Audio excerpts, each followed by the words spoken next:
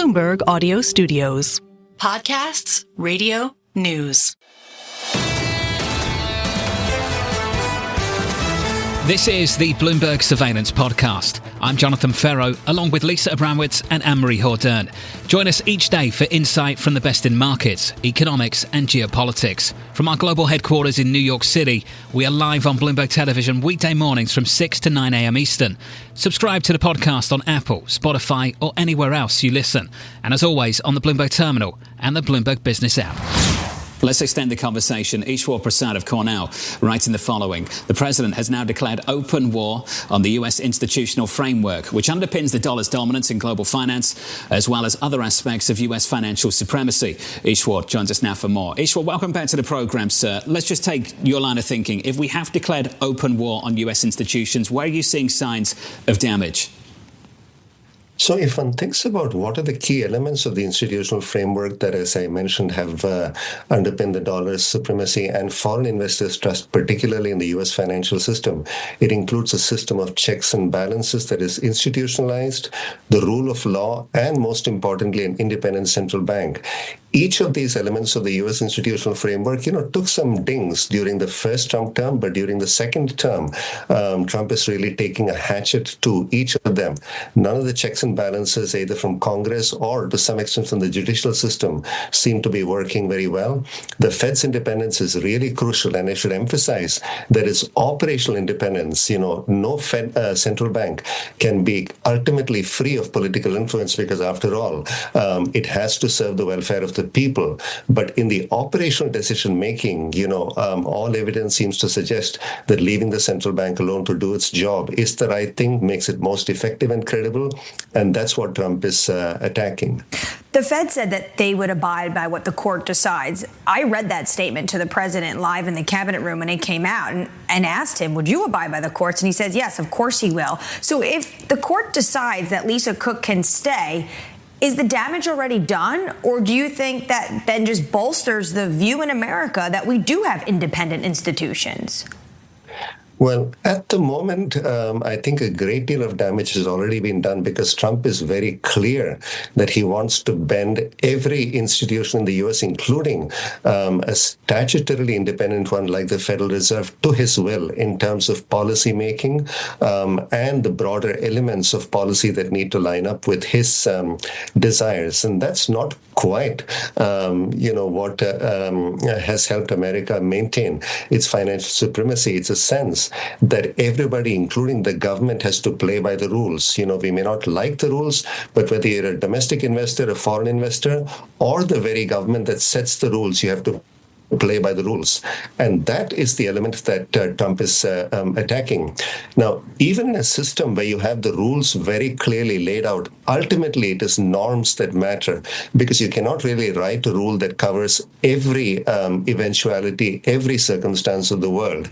And those norms are certainly being shattered. And this is, I think, the real concern, because even if Lisa Cook does stay on the board, a certain red line has been crossed. Trump has made it very clear that it is loyalty to him and his policies that matters much more than technical competence, even in an institution that is supposed to be largely run on technocratic grounds.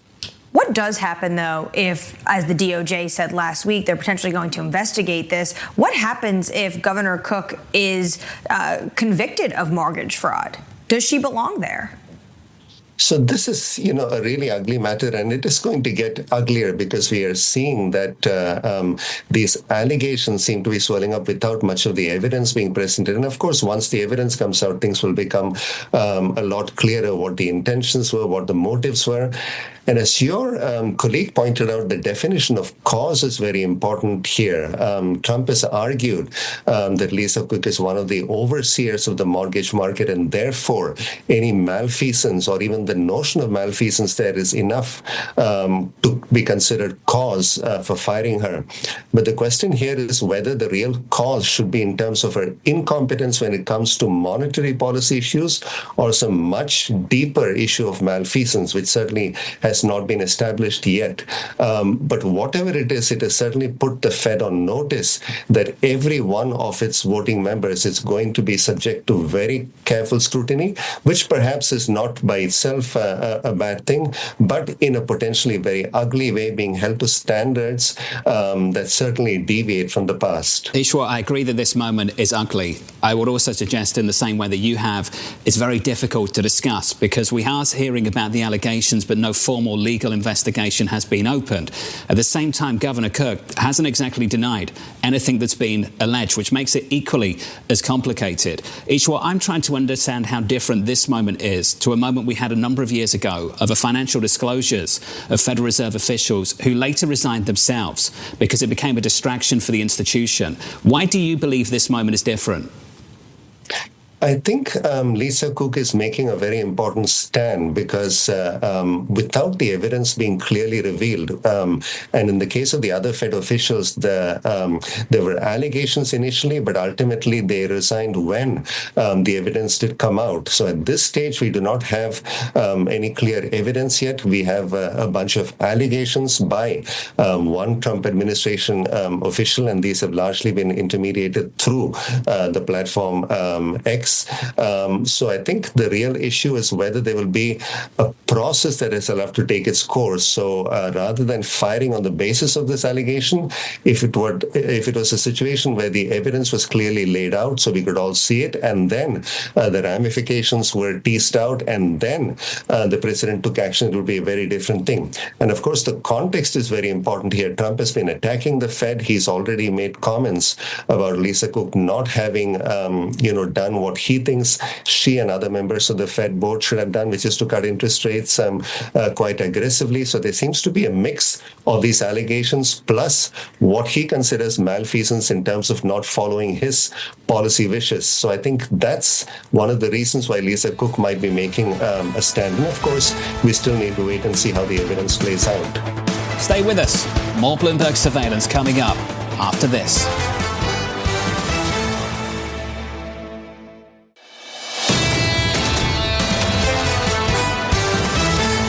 The former Trump White House trade official Kate Kalutkiewicz writing the following: the expanded tariffs further weaken the prospects for a near-term US-India trade deal, with bilateral talks stalled. Kate joins us now for more. Kate, welcome back to the program. I think we have to start from the very top, blurring the lines between economics and national security objectives. Can you just build on that and why India is so important right now?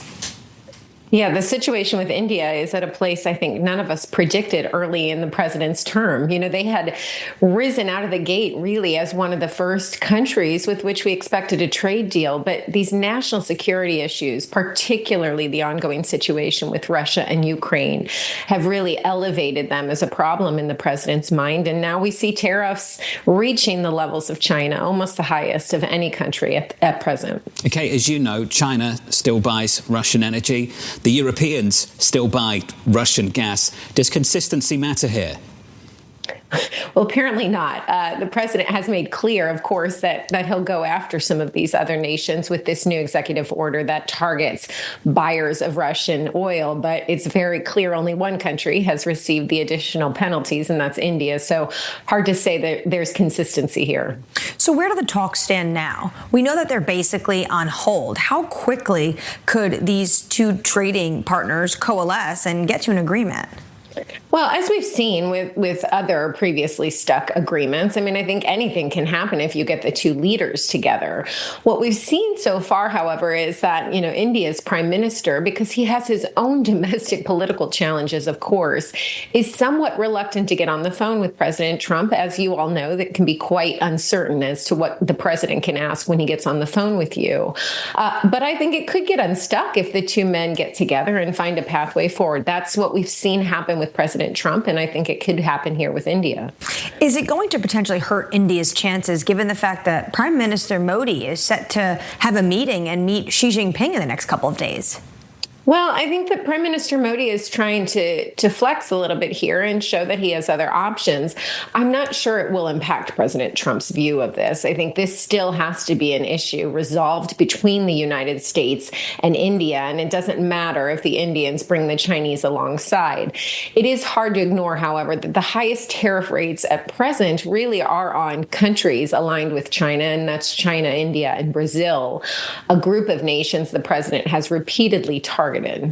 When it comes to the exemptions, though, this is really key. The likes of Apple, which put a lot of time and effort into moving their supply chain out of China into India. Do you think that exemption stays? Well, that exemption is not really related to India so much as it is to the president's impending action on semiconductors and their derivatives, like the products Apple makes. So that exception is really in place only until the president makes that move on semiconductors, which, the White House has said is imminent. But you raise a very important point, which is in President Trump's first administration, a lot of companies moved from China and they moved to India. So, we could see some very dramatic consequences for those that have done their manufacturing there. Anne-Marie, just to build on some of that, Mexico, Canada, Kate, next year, how crucial are those negotiations going to be? They're really important. The U.S.-Mexico-Canada agreement, of course, is coming up under review. This was an agreement renegotiated by the first Trump administration. It's an agreement he's called the greatest trade deal ever negotiated. But the truth is the North American supply chain for American manufacturers is critical. It is crucial in this global competition with China, with India. And I think it will be very important to see that reshored, essentially, and restabilized.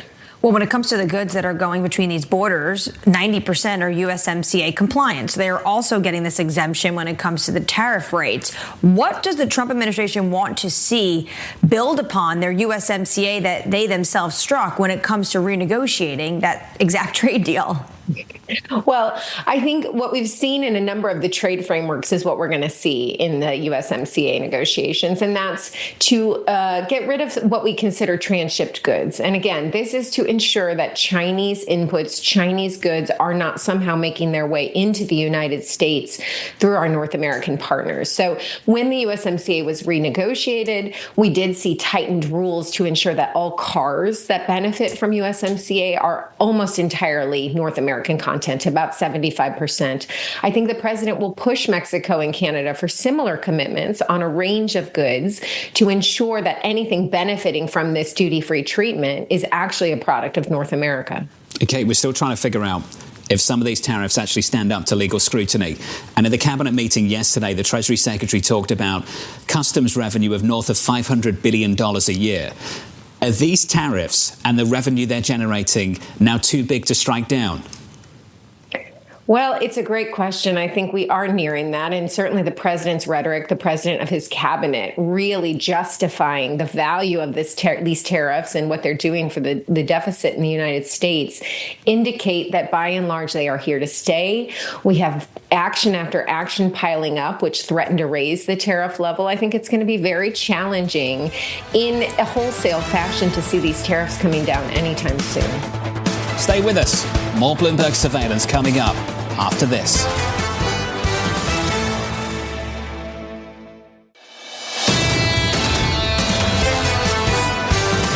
Here in New York City, Marc Short, the former chief of staff to the former Vice President Mike Pence, joins us now for more. Marc, good morning. Good morning. Thanks for having me. Thank you for being here. A much more interventionist White House over the past week and maybe the last number of months as well. Yeah. Can you just weigh in? How are you framing things at the moment? Well, on this particular topic, I actually think there is probably broader support among a lot of small government people who say, you know what, the notion of a Fed truly being independent was a nice notion when before it had $7 trillion of assets on its books.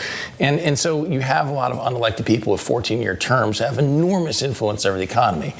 Having said that, I think there's probably a desire also that if there was actually effort to change it, it'd be more above board than coming up with sort of these fraudulent charges against the board governor, because there's probably plenty of political appointees in the administration who have multiple mortgages too and have said they're both their primary residence. So I'm sure there's a double standard here, and I wish there was a more intellectual appeal about the Fed's role as opposed to coming with bogus charges. I just want to pick up on the language, a difference between charges of fraud and fraudulent charges. Which one do you think it is? I think these are bogus charges. I mean, what makes you believe that? Well, I don't know how many homes she has, or if she listed both as prime residents, but is that really a reason you're going to remove somebody as a board governor? And I believe there's probably plenty of people in the administration who have done the same on their mortgage filings. Well, lots of reporting over this summer about Ken Paxton, who's the Attorney General of Texas, who's running to be the senator. Right. Great point. And do you think this litmus test now for the president? He's going to decide whether or not he's going to back Ken Paxton because he has 3 residences listed as a primary mortgage home? Marie, he's very flexible on these things. I think this is more about his effort to exert control over the Fed, because I think they're concerned that their trade agenda is causing great weakness in the labor market, and they want rates lower.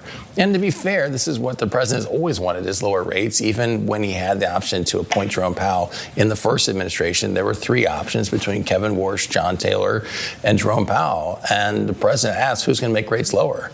And that's one of the ironies, is that he chose the person who Steve Mnuchin told him was going to keep rates lower, but obviously he wants them even lower than they are now. How difficult is next week going to be if the Senate Banking Committee begins their hearing of Steve Myron? When you look at some of the Republicans on that committee, are we going to see pushback not just from the likes of Elizabeth Warren, but also like Tom Tillis?